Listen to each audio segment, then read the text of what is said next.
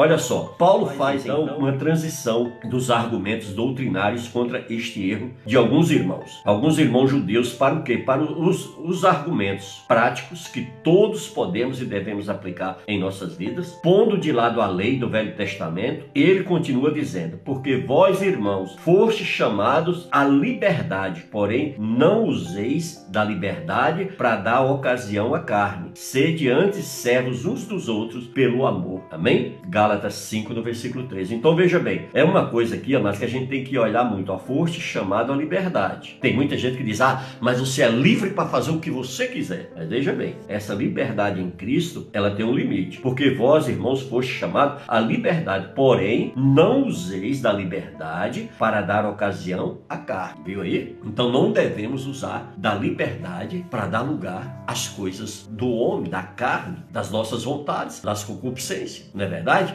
Então nós precisamos, em nome de Jesus, estar com isso vivo nas nossas vidas. Estes contrastes entre nossa liberdade em Cristo e a escravidão, a carne é o que? Ela é desenvolvida nos versículos finais do capítulo 5. Foi isso que nós lemos aqui, onde ele mostra que nós devemos andar no Espírito e recusarmos-nos a satisfazer os desejos pecaminosos da nossa carne. Ele nos diz que estamos em uma guerra que o Espírito deve vencer para ajudar-nos a ser vigorosos. Ele enumera as obras da carne e coloca-as em contraste direto com o fruto do Espírito. Ele vai nos ajudar a vencer o inimigo dos desejos carnais, se considerarmos cuidadosamente a lista da qual nós elaboramos aqui para a gente poder fazer uma avaliação. Amém? Muitos dos pecados que estão listados aqui nos versículos que nós lemos vai nos ajudar a entender e colocarmos em consideração para que a gente não venha se tornar uma presa para essas situações. Veja bem, aqui nós vimos que ele começou a falar em Gálatas 5, não foi isso? No versículo 19, ora, as obras da carne. Então ele aqui já vai enumerando exatamente sobre as obras da carne. Porque, no versículo 17 diz: porque a carne milita contra o Espírito e o Espírito contra a carne, porque são opostos entre si, para que não façais o que porventura seja o vosso querer. Mas se sois guiados pelo Espírito, não estáis sobre a lei. Então, se nós estamos sendo, antes o Espírito Santo vinha sobre os profetas e usava eles ali para uma determinada missão, mas depois esse mesmo Espírito se retirava. E aí você vê isso muito claro, sabe onde? Na vida de Sansão. Você lembra quando ele era colocado diante de uma prova que exigia uma capacidade além da capacidade humana, que era necessário uma ação espiritual, que aí o Espírito Santo vinha sobre Sansão, ele derrotava filisteus, aquelas cordas que amarravam ele viravam como se fossem linhas, aí ele arrebentava todas, entendeu, queridos? Então a gente vê exatamente isso. E aqui os desejos carnais, que está no versículo 19, começa logo aonde? Pela prostituição. Veja bem, a prostituição, isso é um termo amplo, querido, que descreve o quê? Relações sexuais ilícitas. Em vez de restringir as relações sexuais como Deus tensionava somente no casamento legal por toda uma vida do homem e da mulher, tá lá vamos dar uma olhadinha em 1 Coríntios, no capítulo 7, se você puder, tiver com sua Bíblia aí, amém? Que a gente vai poder entender melhor esse assunto. Olha só, 1 Coríntios capítulo 7, no versículo 2, diz assim: mas por causa da impureza, cada um tem a sua própria esposa e cada um o seu próprio marido. Viu aí? Então a Bíblia está nos ensinando aqui para que todo homem tenha a sua esposa e toda mulher tenha o seu esposo. Amém? Por isso, amados, que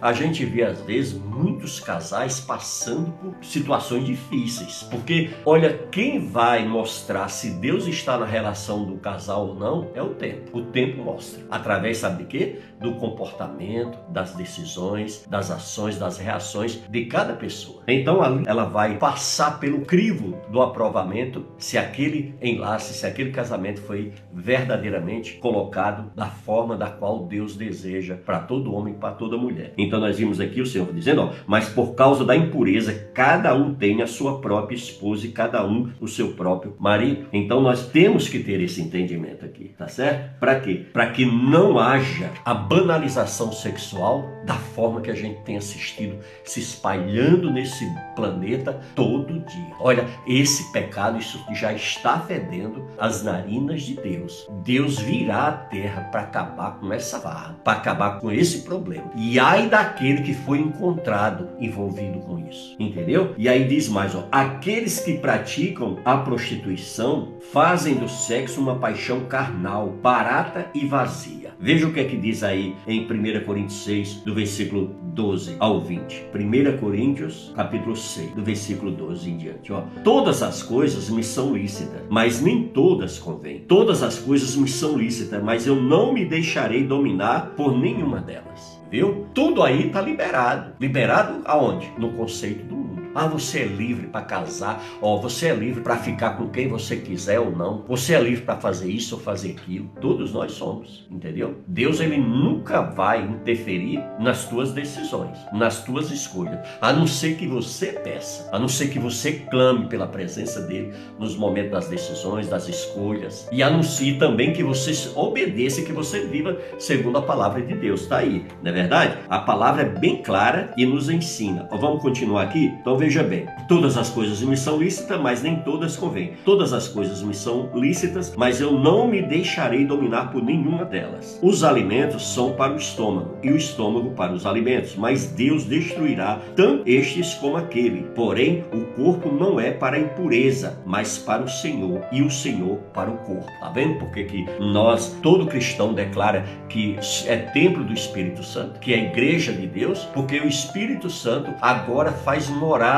na vida daqueles que renunciaram ao pecado, confessaram ele diante de Deus, em arrependimento e entregaram suas vidas verdadeiramente a Deus. Eu digo verdadeiramente porque tem muita gente aí fazendo oração da boca para fora, orações que não fluem do coração. Por quê? Porque quando a entrega é feita de forma real e verdadeira e sincera, meu querido, essa pessoa nunca mais é a mesma. Essa pessoa nunca mais será o mesmo. Por quê? Porque ela verdadeiramente ela foi convencida, foi conduzida em obediência, em submissão pelo Espírito Santo. E não foi pela emoção, pelo momento de quebrantamento ali que a pessoa se entregou a Cristo. Não é verdade? Aí, olha, continua aqui na palavra de Deus. Deus ressuscitou o Senhor e também nos ressuscitará a nós pelo seu poder. Entendeu? Então, olha só, a Bíblia está nos garantindo aqui que nós seremos ressuscitados. Jesus ressuscitou, não foi? E assim como ele ressuscitou, ele vai ressuscitar cada um dos seus filhos, aqueles que estão com seus nomes escritos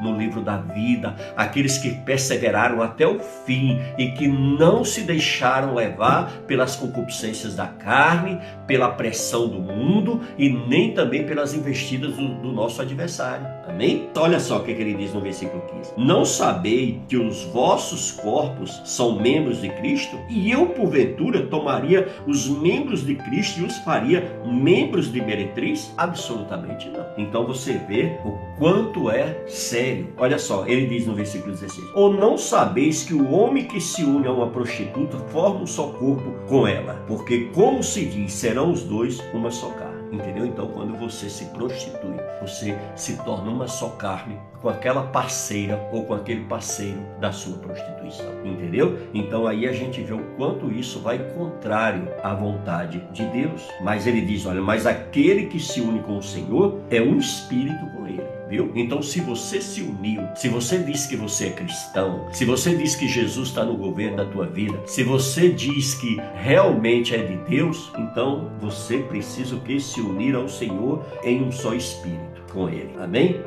E aí